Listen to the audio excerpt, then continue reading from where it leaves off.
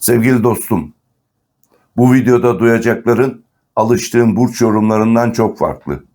Çünkü burada gezegen, harita ya da klasik astroloji yok. Burada evcet ilmi var. İsimlerin, harflerin ve kader titreşiminin dili var. Türkiye'de ilk kez burç yorumlarını tamamen ebced bakımıyla ele alıyoruz. Kısa sürede bu kadar ilgi görmesinin sebebi de bu. Yorum değil, mana anlatıyoruz. Tahmin değil, işaret konuşuyoruz. Bu çalışmaları yaparken hiçbir maddi beklentiyle hareket etmiyoruz. Amacımız tek. Kadim bir ilim olan ebcedi doğru şekilde tanıtmak ve insanın kendi kader kodunu fark etmesine vesile olmak. Eğer anlatılanlar sende bir yere dokunuyorsa, kalbinde bir kıpırtı oluşturuyorsa lütfen videoyu beğen, kanala abone ol ve yorumlarda mutlaka bir not bırak, sesini bırak veya bir yazı bırak. Çünkü sen yazdıkça bu ilim daha çok kişiye ulaşıyor. Şimdi ebcedin burcuna fısıldadıklarına birlikte bakalım. Şubat ayı Kova burcu. Ebced hesabıyla ruhsal kodlarınız, kader akışınız. Sevgili Kova burcu kardeşim, Şubat ayına girerken şunu açık açık söyleyeyim. Bu ay senin için ben buyum deme ayı. Bak, Kova burcu normalde içine atar, görmezden gelir, idare eder. Ama Şubat ayında kader diyor ki artık idare etme, net ol. Bu ay senin için zihinsel yorgunluk bitiyor. Ama karar yorgunluğu başlıyor. Yani düşüne düşüne değil, seçe seçe ilerlemen gereken bir aydasın. Kova burcu Şubat ayında neden yalnızlaşmak istiyor? Bak kardeşim, burası çok önemli. Şubat ayında birçok Kova burcu şunu hissedecek. Kalabalıklar içinde yalnızım. Bu yalnızlık depresyon değil, kötü enerji değil, ruhum kendini toparlama isteği. Kova burcu bu ay gereksiz konuşmalardan, enerji emen insanlardan, aynı konuları tekrar eden ilişkilerden uzaklaşmak isteyecek. Bu kaçış değil, arınma olacak. Hatta birçoğunla da görüşmemek isteyecek. Kova burcu için Şubat ayının ebced mesajı şöyle: hakikati bilen kalabalığa uymaz. Bu ay Kova burcunda çalışan ebced titreşimleri 66 zihinsel yük temizliği, 88 kaderde yön değişimi, 131 iç huzur ve denge demektir. Bu titreşimler Kova burcunun düşünce yapısını, karar mekanizmasını, sosyal çevresini yeniden düzenliyor olacak. Şubat ayında Kova burcu için aile alanı sessiz ama derin. Bu ay anne veya baba ile ilgili eski bir konu tekrar gündeme gelebilir. Kardeşlerle mesafe, sorumluluk meselesi konuşulabilir. Kova burcu genelde şunu der: ben alışığım. Ama bu ay kader diyor ki her şeye alışma, bazı şeyleri düzelt. Özellikle aile içinde herkesi taşıyan sensen, yük hep sende kalıyorsa bu ay sınır koyman hayırlı olacak. Ve aile dengesi için esmalar hazırladım size. Ya adıl, adalet için, ya sabır ama tükenmeden. Ebced çocuklarla ilgili gelişmelere de baktım ebcedde.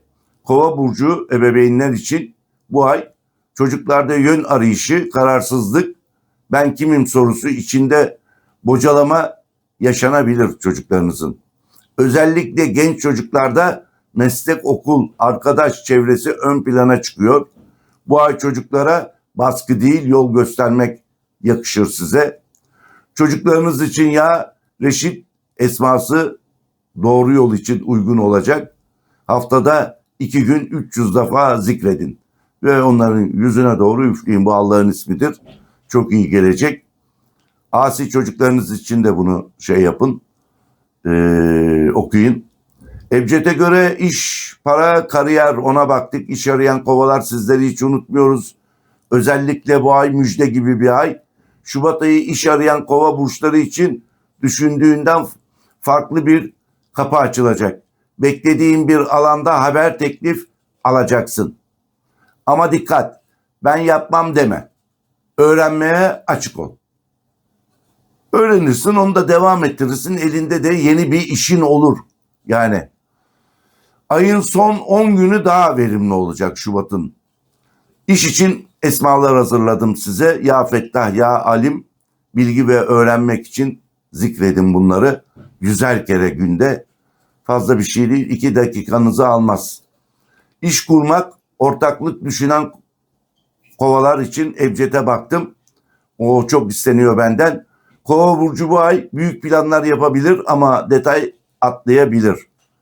Ben burada uyarıyorum. Hesap kitap yap, sözle değil yazıyla ilerle. Ortaklık varsa güven testten geçer. Sabırlı olan kazanır. Yani ne demek istiyorum? Ortağınızı güvenin ama onu da test etmeden güvenmeyin diyorum.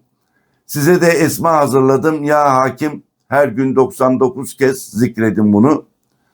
İşveren kova burçları için Ebced'e baktım. Eğer işverensen çalışanlardan beklediğini alamadığını düşünebilirsin bu ay.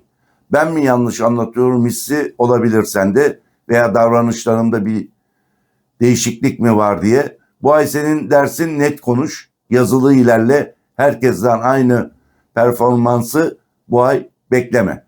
Aksi halde kırgınlık oluşur. Bu sözlerim sadece yöneticilerin, çalışanların için değil, iş anlaşmaları yaptığın kişiler için de geçerli olacak. Bu ay dikkatli ol diyorum işveren kardeşim. İşçi kova burçları, sizleri unutmadım. Ebced'e baktım. Eğer bir yerde çalışıyorsan üstlerinle fikir ayrılığı olabilir bu ay.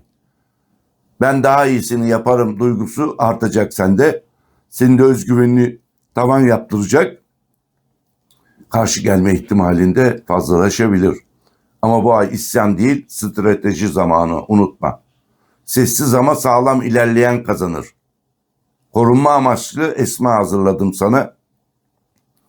Ya Hafiz, iş yeri koruması için günde 100 defa bunu zikret. Allah'ın ismi bu. Ya Hafiz. Evli kovalar. Evli kova burçları için Ebced'e baktım. Şubat ayında iletişim sınavı verebilirsiniz. Beni anlamıyor hisse olabilir eşiniz için, sevgiliniz için. Bu artacak, sizde beni anlamıyor. Ama bu ay çözümü açık konuşmak, susarak beklememek, aile huzuru için esma hazırladım size. Ama ondan önce Şubat ayı çok kapalı bir aydır. O ayda elinize bir çiçek alın, bir hediye alın, eşinize, sevgilinize götürün sevgili balıklar. Çok hoşlarına gidecek. Sizlerden ilgi bekliyorlar. Evet, esma hazırladım dedim. Ya selam, ya vedüt. Her gün istediğiniz kadar zikredin bunu. Evinizin mutluluğu artacak. Sıkıldınız mı? Aranızda bir tartışma mı oldu? Bu ya selam ve ya vedüt her gün istediğiniz kadar zikredin. Ama karı koca.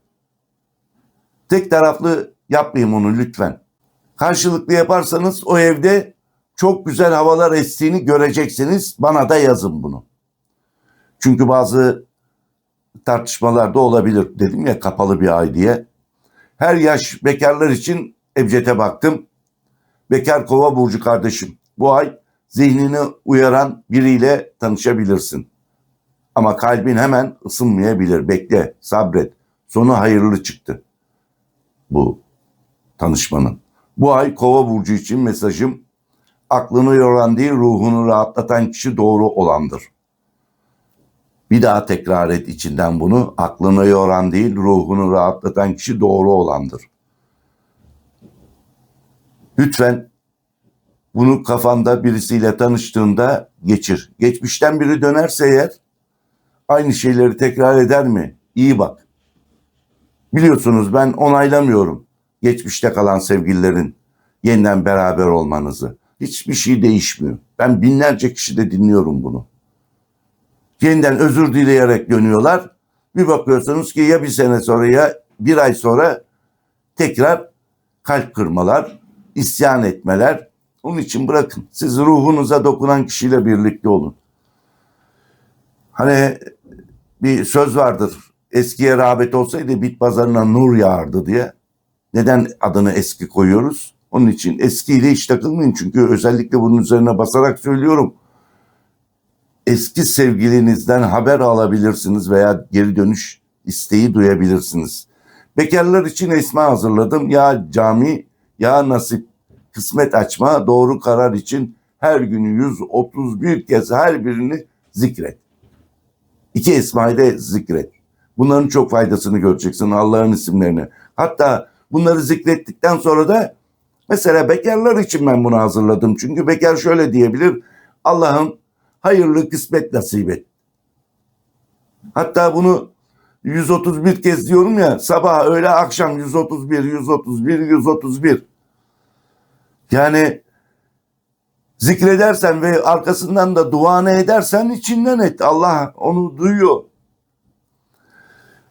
Ve ruhsal halinize, zihninize, rüyalarınız için Ebced'e baktım.